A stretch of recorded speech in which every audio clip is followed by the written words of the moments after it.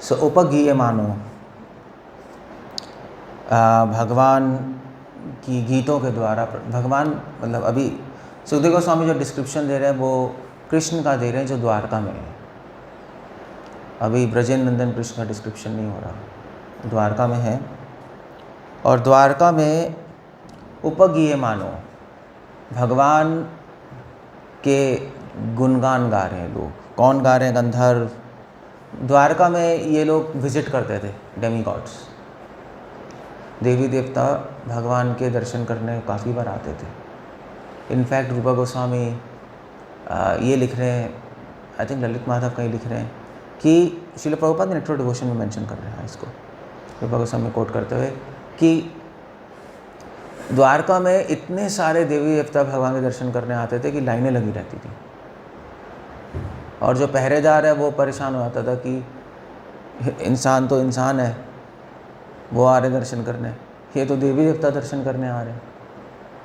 सो नेक्ट्रो devotion में प्रभुपाद लिख रहे हैं कि एक बार ब्रह्मा जी आए मिलने, तो उन्होंने पहरेदार से बोला कि मुझे मिलना है कृष्ण से। तो पहरेदार ने कहा कि आप कौन हैं?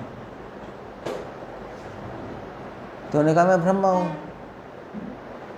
तो उन्होंने पूछा नहीं, एक्चुअली मैं पूछ रहा आप कौन है? तो उन्होंने बोला कि मैं ब्रह्मा हूँ, सनातन सनत कुमार का पुत्र, मतलब पिता। 4 पुत्र है ना ब्रह्मा जी के, कुमार, 4 कुमार का पिता।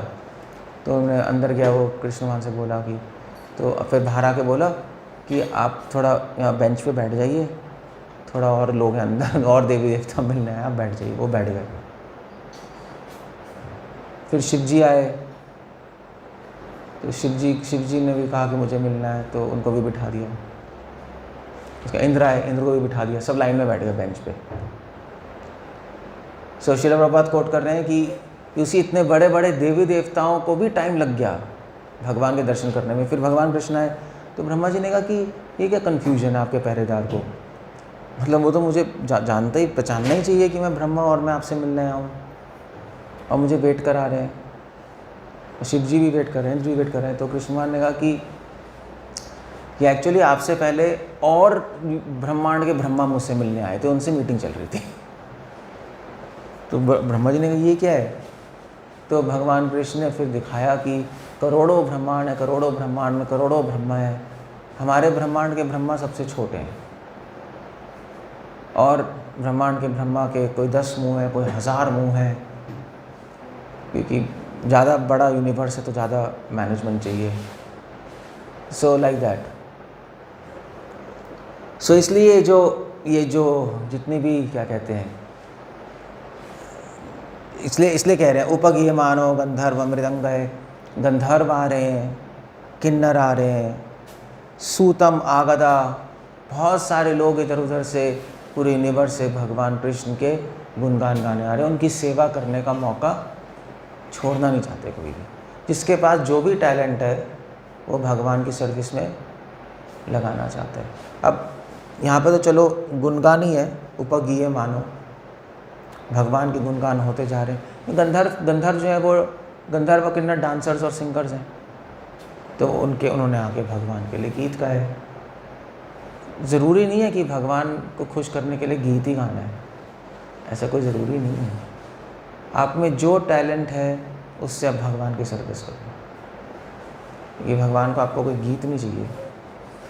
बट भक्ति में लोग एक्चुअली भजन को ज़्यादा इम्पोर्टेंट समझते हैं, नहीं ऐसे, एटलीस्ट नॉर्थ इंडिया में भजन करना है, कीर्तन करना है, दैट्स नाइस, एक पार्ट है। भक्तियान ठाकुर ने एक्चुअली एक आर्टिकल लिखा था कीर्तन पे गौड़िया में। सो उन्होंने लिखा कि कीर्तन क्या है। सो उन्होंने कहा कीर्तन क्या है? कीर्तन है जब भगवान की कीर्ति बढ़ाई जाए, वो कीर्तन है। अब वो आप गाने से बढ़ा सकते हो, प्रचार से बढ़ा सकते हो, ये भी जो हम कर रहे हैं भी कीर्तन ही है एक्चुअली। या भक्तिनाथ ठाकुर ने कहा सबसे बड़ा कीर्तन है बुक्स, क्योंकि बृहत मर्दंग बोला उनको, क्योंकि किताबें छाप के कोने कोने संसार में चली जाएगी, भगवान का यश फैलेगा। सो ऐसे ही जैसे जैसे भी किसी कंपनी होती है तो अपनी कंपनी को वो उठाना चाहता है ना व्यक्ति। किसी ने अपनी कंपनी खोली तो वो वो चाहेगा कि उसकी कंपनी और आगे बढ़े और आगे बढ़े, ऐसे ही चाहते हैं ना लोग, फेमस हो। सो ऐसे ही शिला प्रभुपाद ने, एक्चुअली प्रभुपाद के पास गिरिराज महाराज की मदर आई थी मिलने जब वो फुल टाइम मिल रहे थे। गिरिराज महाराज बहुत ही अमीर फैमिली से थे, मतलब जो एलए में जो लॉस एंजल्स में जो हॉलीवुड का एरिया है वहाँ से है वो, मतलब मिलियनर्स रहते हैं वहाँ। उनकी मदर फादर आए कि भैया हमारा लड़का कहाँ फंस गया। सो आए प्रभुपाद से जुहू में मिलने, तो प्रभुपाद से बात हो रही थी। तो शीला प्रभुपाद तो बोल रहे थे कि आप हमारे बच्चे को दे दीजिए। प्रभुपाद ने कहा मैं क्या करूँ, वो कन्विंस्ड है वो। और वैसे भी तुम्हारे अमेरिका में तो हिप्पी लोग ड्रग्स पी रहे हैं और बर्बाद कर अपनी लाइफ, एटलीस्ट उससे तो बेटर है। एटलीस्ट ड्रग्स नहीं पी रहा, अच्छी तरह रह रहा है, नहा रहा है, साफ़ सुथरा रह रहा है और कुछ वर्थवाइल कर रहा है, लोगों की हेल्प कर रहा है। तो फिर वो मान नहीं रहे थे। तो शीला प्रभुपाद ने बोला ठीक है ऐसा है। प्रभुपाद ने कहा कि, तो उन्होंने कहा कि हमारा बड़ा बिज़नेस है, ये है वो है, कौन संभालेगा। तो उन्होंने कहा ठीक है तुम अपना बिज़नेस करो, हम अपना बिज़नेस करेंगे। तुम्हारा बिज़नेस है पैसे कमाना, हमारा बिज़नेस है भक्त बनाना। तो गिरिराज जो है उस पर डिपेंडेंट है कि वो क्या करेगा। तो ऑफ कोर्स गिरिराज महाराज तो जाना नहीं चाहते थे, वो तो ऑब्वियस है। सो पॉइंट ये है कि शीला प्रभुपाद ने कीर्तन को बिजनेस बोला है। पहले आचार्य जिन्होंने कीर्तन को बिजनेस कहा है, इससे पहले किसी ने नहीं कहा। व्यवसायत्मक का बुद्धि, business minded intelligence, Srila Prabhupada ने वहाँ पे भी गीता में लिखा है कि बिजनेस माइंडेड। वैसे तो लोग वन पॉइंटेड इंटेलिजेंस लिखते हैं, कृष्ण कह रहे हैं ना गीता में, व्यवसायत्मक का बुद्धि है का कुरु नंदना, अपनी बुद्धि को पूरी तरह मुझ में लगा लो। तो प्रभुपाद ने इसको इंग्लिश, पता नहीं हिंदी में क्या लिखेंगे, प्रभुपाद ने इसको हिंदी में ये नहीं लिखा कि एकाग्र बुद्धि, प्रभुपाद ने लिखा कि बिजनेस बुद्धि होनी चाहिए। अब ये अलग सी डेफिनेशन है नहीं, क्यों? क्योंकि बिजनेसमैन जो होता है उसका एक ही फोकस होता है पैसा, यही है ना, अपना बिजनेस चलाना, बस पूरा दिमाग उसमें घुसा होता है। उसी प्रकार हमारा बिजनेस है भगवान का यश इस संसार में आगे बढ़ाना। वो डिवोटी का माइंड पूरा उसमें चलता है। इसको अब मिशनरी स्पिरिट कह लो, मूवमेंट कह लो, जो भी कह लो, बट इसको भी कीर्तन कहते हैं। सो यहाँ पे मतलब वादयित भी मुदा वीणा बजा रहे हैं, मृदंग बजा रहे हैं, you know it's a party time there. Dwarka में हमेशा फेस्टिवल होता था, हमेशा डांस, गाना बजाना। मतलब अगर कोई बाहर से आएगा व्यक्ति द्वारका में, मान लीजिए कोई अमेरिका से आया, कहीं से आया द्वारका में, या चाइना से आया, एक्सपोर्ट इंपोर्ट होता था द्वारका का बाहर के देशों में, तो ग्रीस से आया, तो वो उसको द्वारका पता कैसी लगेगी? उसको द्वारका बहुत एक लैविश और क्या कहते हैं सेंशुअल लगेगी। सेंशुअल कैसे कहेंगे? सेंशुअल कैसे कहते हैं?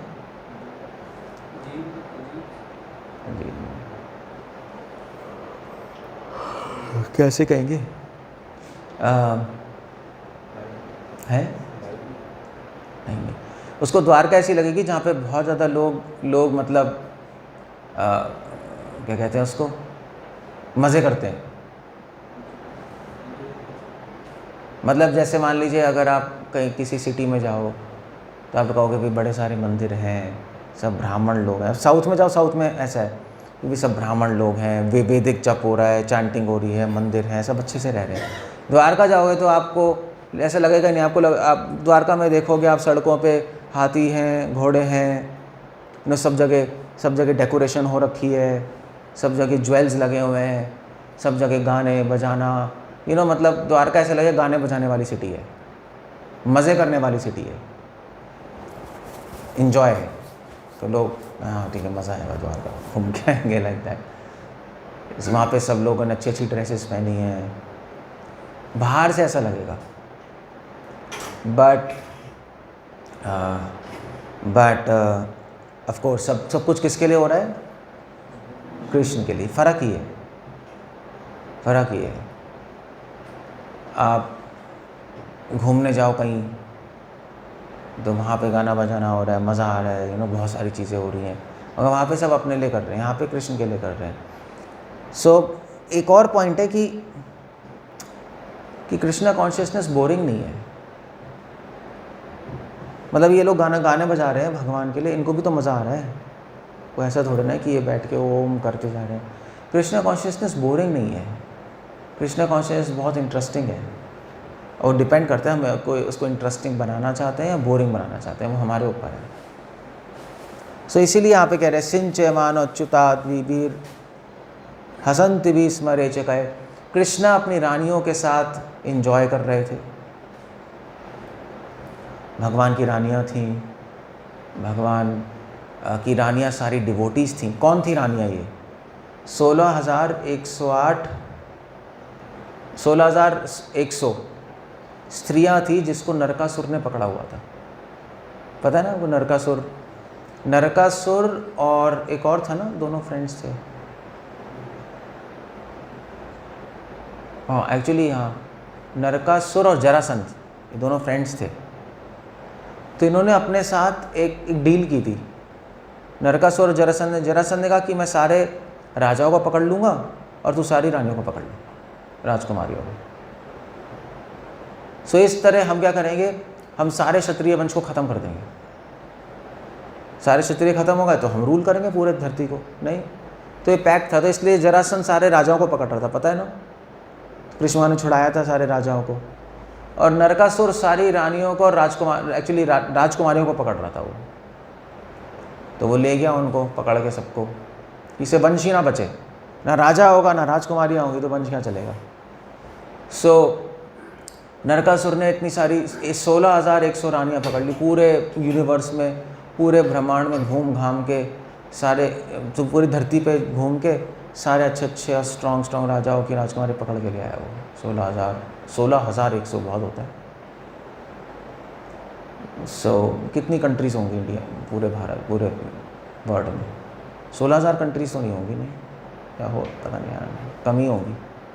तो हर कंट्री का पकड़ के ले आया वो। उस कृष्ण भगवान ने नरकासुर को मार के इन 16,100 रानियों को फ्री किया। मगर इन ये जो राजकुमारियाँ जो रानियाँ हैं, इन्होंने बोला कि भी अब हम क्या करेंगी, हमसे तो कोई शादी करेगा नहीं, क्योंकि हमें तो इसने पकड़ा हुआ है, सब, अब हम तो फंस गई। तो कृष्ण ने कहा कोई प्रॉब्लम नहीं, मैं तुमसे विवाह करूँगा। तो सारे की सारी 16,100 भगवान की डिवोटीज़ थी, इसलिए भगवान ने उनको स्वीकार किया।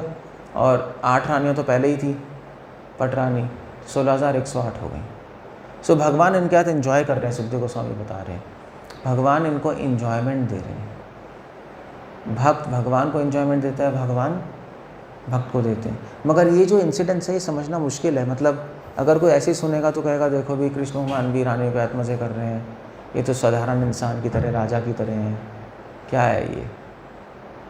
इसलिए लोग भागवत पढ़ते हैं तो, ज्ञानी योगी लोग भागवत पढ़ते हैं तो उनको अजीब सा लगता है, ये भगवान है, भगवान तो नज़र नहीं आ रहे। भगवान तो sense control, self control, Atmaram होना चाहिए, नहीं।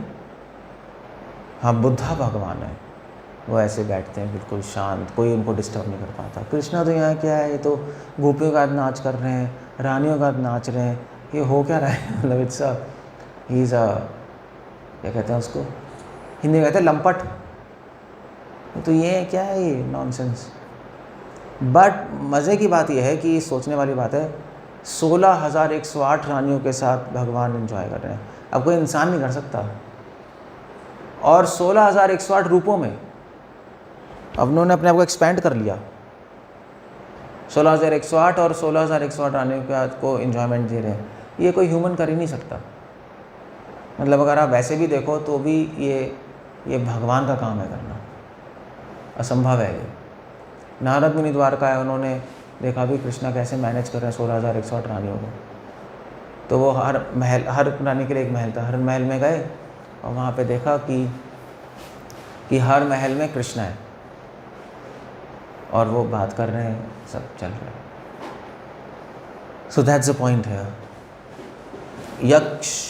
यक्षभिर यक्ष राड इव, कृष्णा इस तरह एंजॉय कर रहे हैं जो यक्षियों के साथ एंजॉय करता है, उस तरह एंजॉय कर रहे हैं।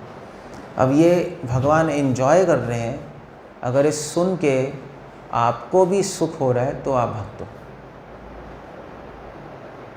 अगर आप भगवान एंजॉय कर रहे रानी का, अगर सुन के डाउट आ रहे हैं तो प्रॉब्लम है। ये सुन के आप कह रहे हो यार ये क्या हो रहा है, ये सुन के आपको लग रहा है मैं भी एंजॉय करूँगा, तो प्रॉब्लम है। That's not the point. भगवान को सुख मिल रहा है, हम इसी में सुखी हैं, दैट्स ऑल। इसको कहते हैं भक्ति। ओके, हरे कृष्णा। कुछ पूछना, कुछ कहना? एक क्वेश्चन।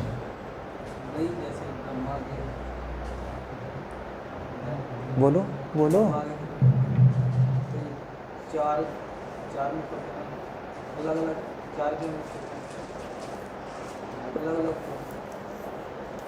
चार मुखों से 4 वेद है,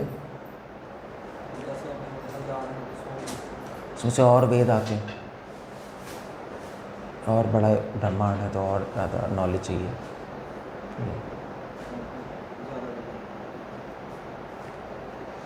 ठीक है, हरे कृष्णा। श्रील प्रभुपाद की।